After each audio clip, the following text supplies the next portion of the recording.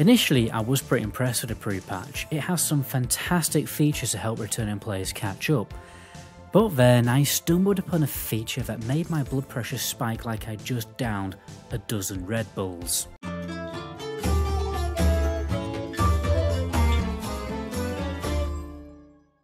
So the War Within pre-patch just dropped, and I thought it'd be hilarious and slightly masochistic if I subjected my classic WoW addled peanut brain to the wild world of retail once again. I threw myself into the chaos for a good 10 hours, and let me tell you, there's some things that are pretty cool, but there's some other stuff that made me want to gouge my eyes out with a rusty spork. The last time I braved retail, I managed to clock over 100 hours, playing the Dragonflight launch content. You go and check out that video. But it's been over a year since I touched the game, so I was genuinely curious, what has changed? What kind of revolutionary features have Blizzard introduced into the game to get back 75% of the player base that, let's be honest, they've probably lost by now, because they decided to add playable pandas, chipmunks, and a transmog set that makes it look like you're auditioning for a Tinkerbell reboot. Logging in was actually an adventure in itself. Apparently Blizzard decided that instead of just, showing me one character at a time, it'd be more fun to throw them all onto the screen at once, like they're hosting a surprise intervention for my addiction to talking shit about Season of Discovery. But alas, I clicked on my level 70 character for my last foray into retail, and I'm hit with this catch-up cinematic that tries to cram 3 expansions worth of lore down my throat. I mean, sure, it's great for getting returning players up to speed, but it's also a stark reminder of how much lore is in this game now. WoW's been running on for so long that jumping back in feels like you're starting a TV series on Season 23, Episode 1. It's quite surprising really that Blizzard planned to release a future 3 expansions when it desperately needs a factory reset. I mean, look at what Final Fantasy and Guild Wars and by some degree the Elder Scrolls Online did. That worked quite well, they just re-released the game.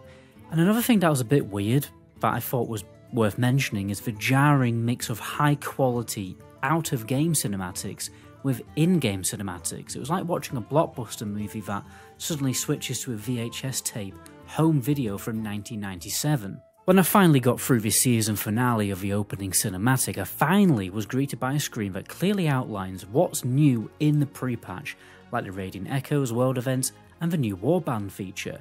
But before I could dive in, I was ambushed by an army of pop-up menus from my collection tab. Apparently I had acquired 7 new mounts and pets that I neither asked for nor wanted, but I had to go through the motions of opening them just to get these irritating pop-ups to disappear.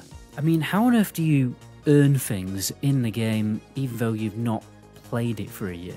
It didn't really make a lot of sense. Honestly, I felt like I was shopping at Aldi, with a checkout girl that starts throwing your cabbages at you, likes to try out for shot put at the Olympics. The whole ordeal started to melt my poor classic WoW Andy brain, reminding me just how much retail WoW was obsessed with cosmetics. Finally, after slogging through the cluttered UI and unwanted cosmetics, I got to do some actual content. Naturally, I jumped into the first quest that popped up on my screen, assuming it would introduce me to the pre-patch's new features. But then I found myself teleported to Suramar, which was a zone from the Legion expansion. That's about the time where my suspicion level shot higher than the staff at Little St. James's Island. Obviously it turns out I wasn't even on the right quest. I was knee deep in some random Legion questline that had zero connection to the pre-patch or the upcoming expansion. Why on earth did Blizzard shove this quest in my face the moment I logged in? Was it a bug? Was I just being a moron? Who knows? But if I'm logging in to explore some new content, why would a Legion quest pop up from the drop down little objective menu in the corner? Naturally, I assumed it was something relevant to the pre-patch, but Blizzard had other plans apparently. Luckily, as I was aimlessly clicking the map, I spotted these weird blue orbs labelled Memory of Ragnaros, and I remember seeing a picture of old Raggy on the opening screen, so on a hunch I flew over there. I rediscovered how fun dragon riding is. It was a nice surprise, and it's even better now that you can do it in Azeroth with any mount that you want. But the fun was kind of short-lived, because by the time I got to Duskwood, I was crawling at a snail's pace on my flying mount, which was a bit weird because I ran out of energy. But luckily you can just switch to the old school flying mode, which saved my sanity. When I arrived at Searing Gorge, it was transformed, full of eerie blue ghostly objects and creatures. The zone was peppered with areas where you had to kill mobs and click stuff on the ground to progress. It's kind of like the Wall of Draenor bonus quest things. Completing enough of these triggers a climactic showdown where Ragnaros spawns as a world boss. A boss. I jumped in with my raid finder gear on, and, I did my best to take him down, and was rewarded with a new currency called Residual Memories and a crate of gear. Now let me tell you, this gear is top notch, like 100 item levels above what I had at the start of Dragonflight. I believe it's on par with current raid finder content. It doesn't take long to farm this currency at all, a couple of hours doing these world events and you'll be fully geared and ready for the launch of the War Within. There's even a vendor who sells gear for very little of this currency, and you can actually fill out every single slot, even trinkets. Honestly, I can't fault the capture mechanics in a pre-patch, they are top tier. You can gear up very quickly and jump right into the Dragonflight endgame, raids and mythic dungeons if you want to. And the cherry on the cake is that you can use this event to level up your characters. Since the event scales to the player, I think that's how it works anyway, because I tested it out on my Dragon Hunter. It's not a Dragon Hunter, it's a Demon Hunter, but that actually sounds like a really cool class. But anyway, this character hadn't seen the light of day since Legion, and I went up 7 levels in no time. Another brilliant feature Blizzard have added is a catch-up mechanic for old characters. So when I logged into my Demon Hunter, I went through a quick series of steps to pick my spec, and I got some decent catch-up gear. Blizzard had also nicely just totally cleaned out my inventory and then put all the items in the mailbox so that I could decide, what I wanted to keep. This is hands down one of the best additions for helping returning players. It completely removes the dread of logging into your old character and having absolutely no clue what's going on. Now, if you're interested in fast leveling methods for the War Within launch, by far the fastest leveling add-on has to be Rested XP, especially with their pre-launch quest stacking guide.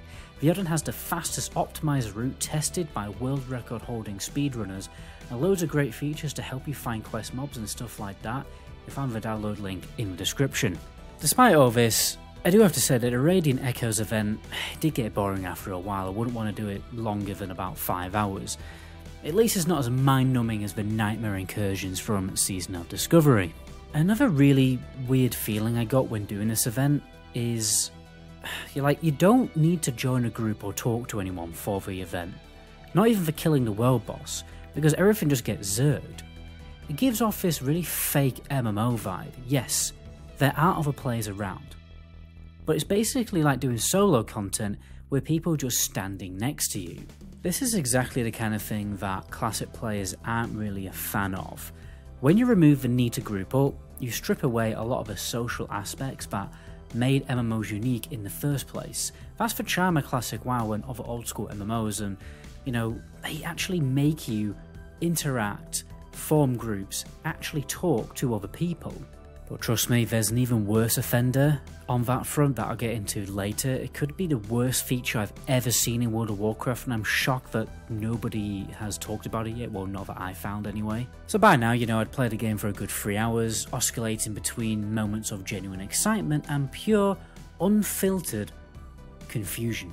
Retail WoW is kind of like that psychotic ex that you just keep getting back with, not because you think it's going to work out, but just because you're too curious to see how crazy it's going to get this time. So let's talk about this warband feature, which I genuinely think is a game changer. This is one of the rare moments where Blizzard introduced something so good you wonder why it took them this long.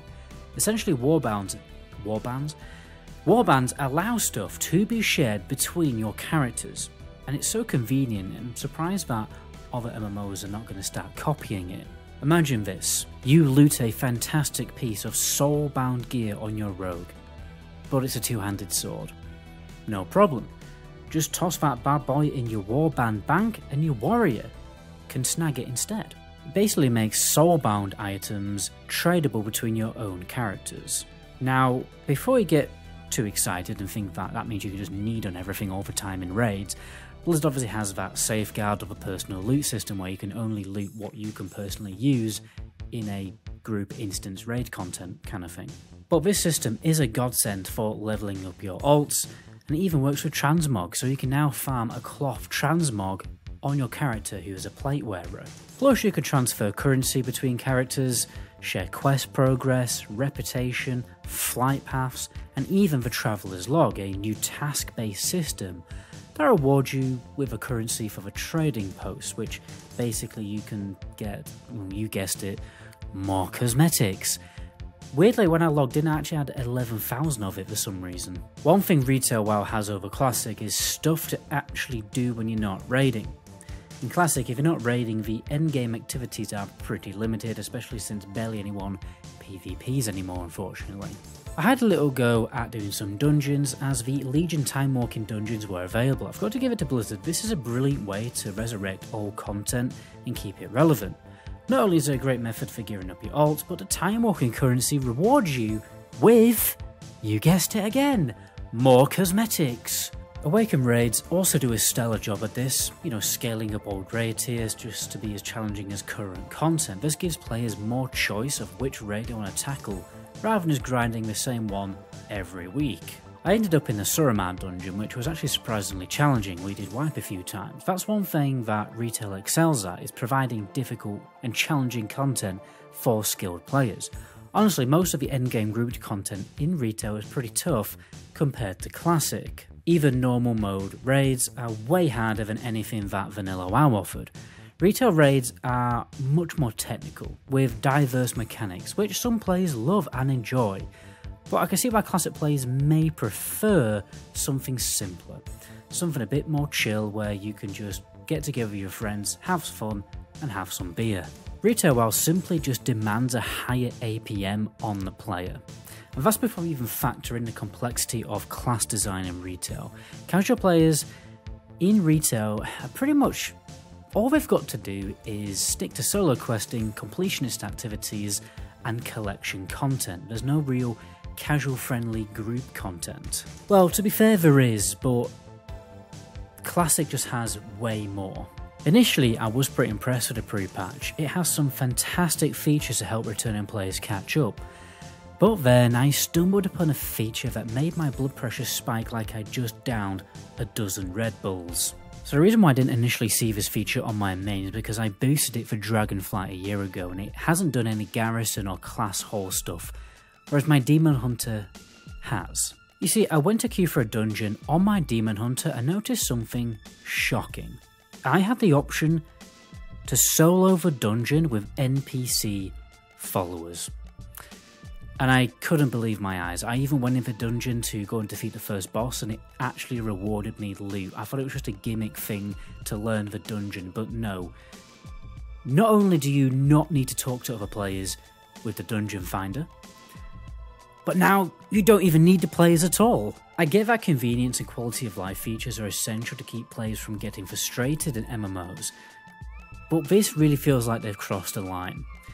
There's a point where you've made things too convenient that you risk killing the soul of what makes an MMO an MMO. Retail WoW is now so solo focused that it feels more like a soft MMO. Honestly, it's edging closer to games like Destiny 2 or Diablo 4 rather than what we traditionally think of as an MMO. I mean, just look at the Wikipedia description for Destiny 2. Similar to its predecessor, Destiny 2 is a first-person shooter game that incorporates role-playing and massively multiplayer online game elements. Doesn't that just sound like exactly like Retail WoW these days? But here's the thing, I think the majority of Retail WoW players are fine with this direction. They don't want the game to force them into grouping up with others to see the content. They want to experience it quickly and efficiently, without all the social hoops. Meanwhile, Classic WoW players are looking for more of a slow burn social game. Every time I dip back into Retail, it really feels like Classic and Retail are pulling further and further apart. Honestly guys, after watching this video, do you really still think Seasonal Discovery is anything like Retail? I simply don't see many Classic WoW players flocking back to Retail for the War Within, and I'm not seeing any new features really that are going to draw in a fresh crowd of players either. The days of go kill 10 boars and pick up 15 berries are over if you want MMOs to capture that younger gaming audience that they desperately need to grow, rather than WoW basically just pulling in people who have already played World of Warcraft and just taken a break for like a year or two, or they played a few years ago, yada yada. I feel like because of the way that Retail World of Warcraft is designed, that its potential audience is very, very limited. But who knows, maybe the War Within Question content will modernise the game in some way, but we'll have to wait and see. Like last time, I will play the game for a good 100 hours and then do another review, so make sure to hit that subscribe button so you don't miss that video when it is released. Also guys, let me know what you think about, having some dickhead on camera look. As you can see, I probably need to get like a better pop filter than my hiking sock. Anyway, ciao.